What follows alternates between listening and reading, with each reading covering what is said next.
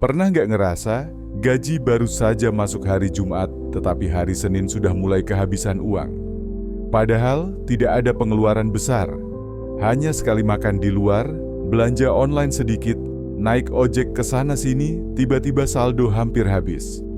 Lalu muncul keluhan. Gaji segini mana cukup untuk hidup? Tapi coba pikirkan ulang. Apakah benar masalahnya ada pada jumlah gaji? Atau justru pada gaya hidup yang terlalu boros? Di video ini kita akan membahas satu hal penting yang seringkali luput dari perhatian. Mengapa uang terasa selalu kurang? Dan bagaimana cara mengubah pola hidup agar bisa menabung meskipun penghasilan terbatas? Jadi sebelum lanjut, silakan tekan tombol like dan subscribe untuk mendukung channel Self Boost. Karena di sini kita belajar bertumbuh, bukan hanya bertahan. Setiap tanggal gajian, rasanya seperti hidup mulai dari awal lagi. Semangat kembali naik, karena dompet yang tadinya kosong akhirnya terisi. Tapi anehnya, dalam waktu yang bahkan belum genap 1 minggu, uang itu entah bagaimana bisa habis begitu saja. Tanpa sadar, kita terbiasa dengan siklus yang sama. Gaji masuk, bayar tagihan, makan enak sedikit, scroll-scroll marketplace. Lalu baru sadar, uang tinggal sedikit dan tanggal tua masih jauh. Banyak orang menyebut kondisi ini sebagai middle class trap, jebakan kelas menengah. Penghasilan cukup, tapi tidak pernah benar-benar merasa cukup. Gaya hidup terus naik mengikuti penghasilan, tapi tabungan tetap nol. Tidak ada dana darurat, tidak ada investasi. Hanya hidup dari gaji ke gaji, seperti berlari di treadmill. Terlihat sibuk, tapi tidak kemana-mana. Fenomena ini tidak terjadi karena kurangnya penghasilan saja, tapi karena tidak adanya kesadaran terhadap kebocoran kecil yang terjadi setiap hari. Setiap kopi seharga Rp30.000, kalau dikalikan 20 hari kerja, menjadi Rp600.000 per bulan. Setiap makanan pesan antar yang cuma Rp50.000, kalau dilakukan 3-4 kali seminggu, bisa jadi 1 juta lebih dalam sebulan. Biaya langganan aplikasi, layanan streaming, keanggotaan yang jarang dipakai, semua tampak kecil, tapi jumlahnya bisa lebih besar dari yang kita kira. Dan ketika semua itu dijumlahkan, ternyata bukan gaji yang tidak cukup, tapi pengeluaran yang tidak pernah benar-benar dikendalikan. Kalau saja aku digaji lebih besar, pasti bisa menabung. Kalimat seperti ini terdengar wajar, bahkan sangat umum. Tapi kenyataannya, ini adalah bentuk pelarian yang halus. Sebab kenyataannya, naiknya gaji tidak menjamin naiknya tabungan. Bahkan seringkali, gaji yang lebih besar justru membuat gaya hidup semakin mewah dan boros. Kenapa bisa begitu?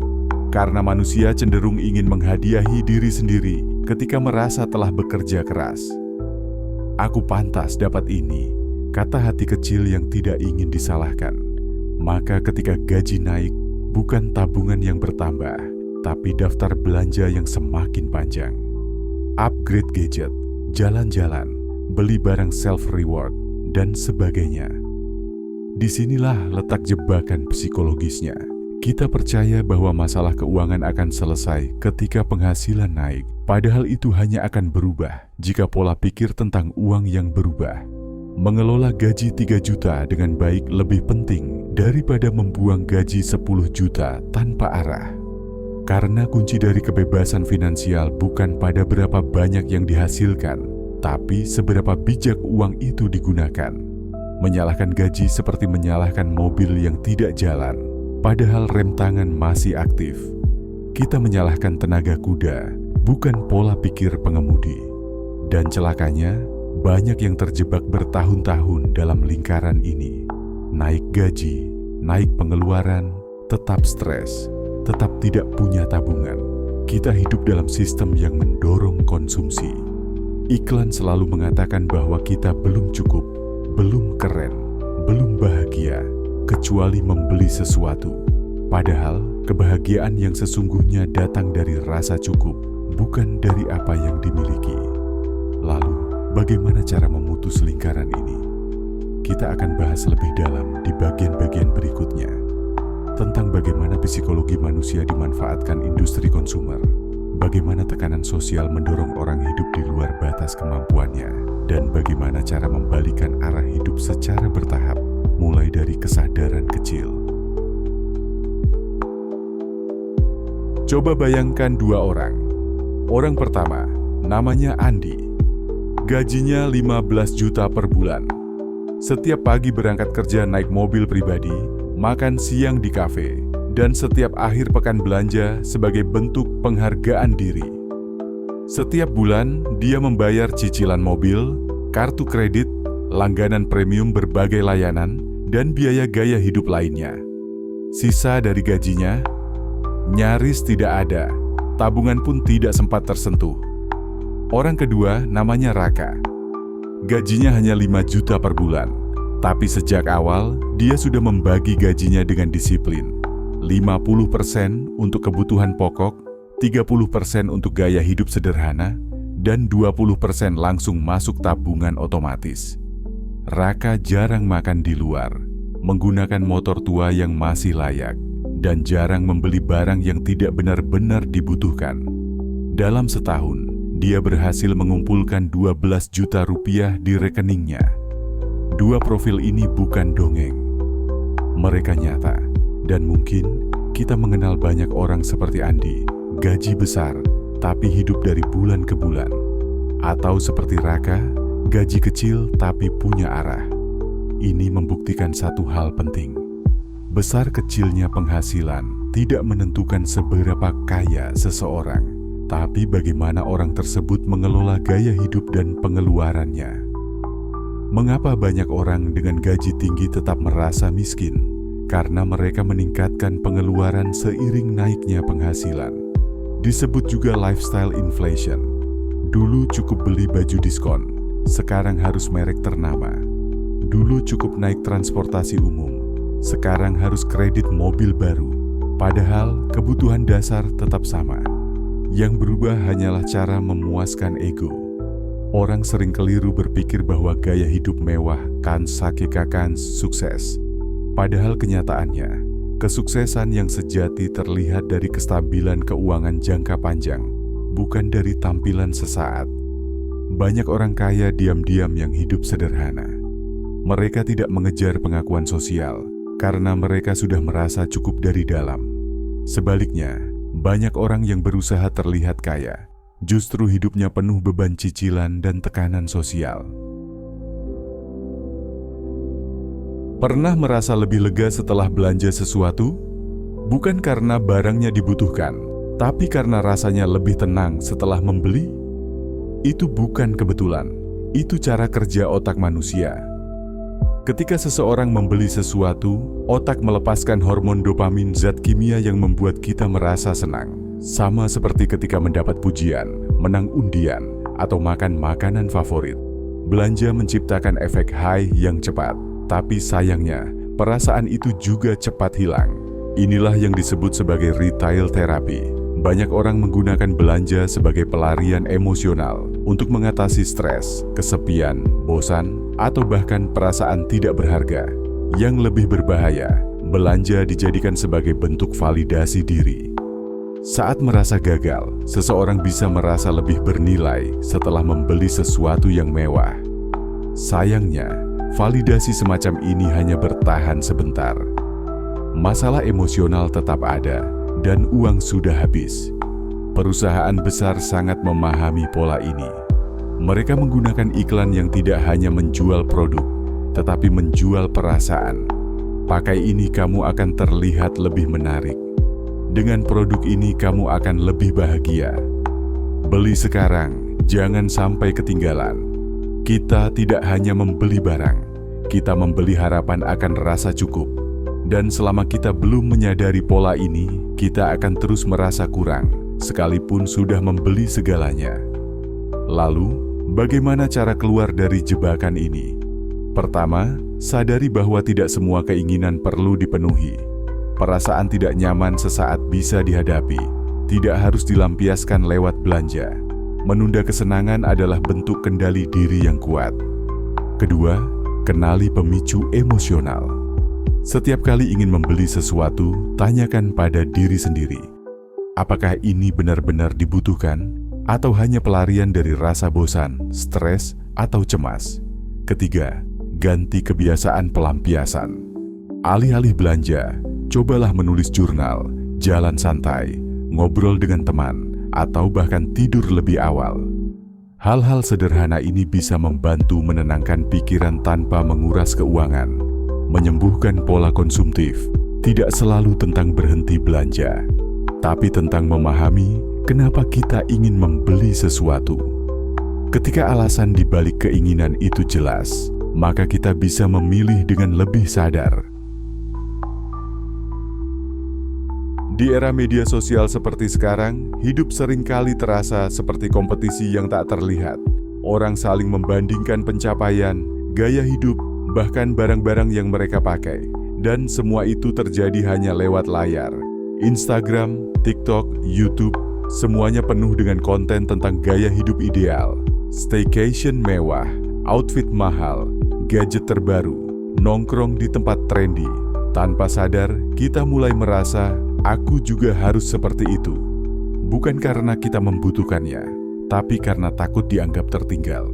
Takut dibilang biasa-biasa saja. Disinilah budaya flexing tumbuh. Flexing bukan sekadar memamerkan kekayaan, tapi keinginan untuk terlihat lebih sukses, lebih keren, lebih bahagia. Dan untuk memenuhi ekspektasi itu, banyak orang memaksakan diri hidup di luar batas kemampuannya. Mereka berutang demi barang mewah. Mereka menyicil gaya hidup, bukan kebutuhan. Mereka membentuk citra digital yang sempurna, tapi realita finansial yang berantakan. Ini bukan hanya soal materi, tapi soal tekanan sosial yang secara halus membentuk standar. Kalau kamu tidak terlihat sukses, berarti kamu gagal. Padahal yang tidak ditampilkan di media sosial adalah cicilan yang menumpuk, kecemasan saat tanggal tua, perasaan kosong setelah belanja impulsif. Inilah ironi zaman sekarang. Kita punya lebih banyak pilihan, lebih banyak fasilitas, tapi juga lebih banyak tekanan. Dan tekanan itu sering kali menguras, bukan hanya mental, tapi juga dompet. Apa solusinya? Pertama, mulai sadari bahwa media sosial hanya menampilkan potongan terbaik dari hidup orang lain, bukan kenyataan utuh. Kedua, berhenti membandingkan diri dengan standar visual orang lain, karena setiap orang punya perjalanan hidup yang berbeda. Ketiga, bangun definisi sukses versi diri sendiri, bukan versi algoritma. Seseorang bisa saja tidak punya mobil mewah, tapi tidak pernah stres karena utang. Seseorang bisa saja tidak liburan setiap bulan, tapi punya dana darurat dan tabungan untuk masa depan. Dan itu jauh lebih berharga daripada sekadar terlihat keren di layar kecil.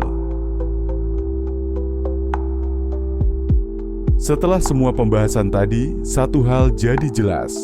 Masalah keuangan bukan semata soal jumlah gaji, tapi soal kebiasaan, kesadaran, dan pilihan. Banyak orang bekerja keras seumur hidup tapi tetap merasa terjebak. Bukan karena tidak berusaha, tapi karena tidak pernah berhenti sejenak untuk bertanya, uangku selama ini sebenarnya pergi kemana? Apa benar yang aku beli adalah yang aku butuhkan, atau hanya pelampiasan? Di era sekarang, lebih mudah untuk membeli sesuatu daripada merasa cukup. Lebih gampang untuk scroll dan check out daripada duduk sebentar dan menunda. Dan lebih gampang menyalahkan gaji daripada mengakui bahwa mungkin gaya hidup kita memang terlalu besar untuk kemampuan kita. Tapi kabar baiknya, perubahan tidak harus drastis, tapi harus dimulai. Mulai dari hal kecil, mencatat pengeluaran harian, menabung otomatis, walau hanya Rp10.000 per hari. Berani berkata tidak pada godaan belanja impulsif. Membangun tujuan finansial jangka panjang. Memperkuat mindset untuk hidup sadar, bukan konsumtif. Karena setiap langkah kecil yang dilakukan hari ini akan menjadi perisai besar yang melindungi masa depan kita esok hari. Jangan tunggu gaji naik baru menabung. Jangan tunggu tenang baru sadar. Karena yang perlu dilakukan hanyalah mulai sekarang dari yang ada. Hidup bukan perlombaan untuk terlihat paling kaya. Hidup adalah perjalanan untuk menjadi pribadi yang lebih stabil, lebih sadar, dan lebih bijaksana. Kalau kamu merasa video ini menggambarkan situasi kamu atau membuka kesadaran yang selama ini tertutup, jangan lupa tekan tombol like, subscribe, dan aktifkan lonceng notifikasi di channel Self Boost. Karena di sini, kita bukan sekadar bicara tentang bertahan hidup. Kita belajar untuk tumbuh, berkembang, dan menang melawan kebiasaan buruk yang selama ini diam-diam menghancurkan masa depan kita.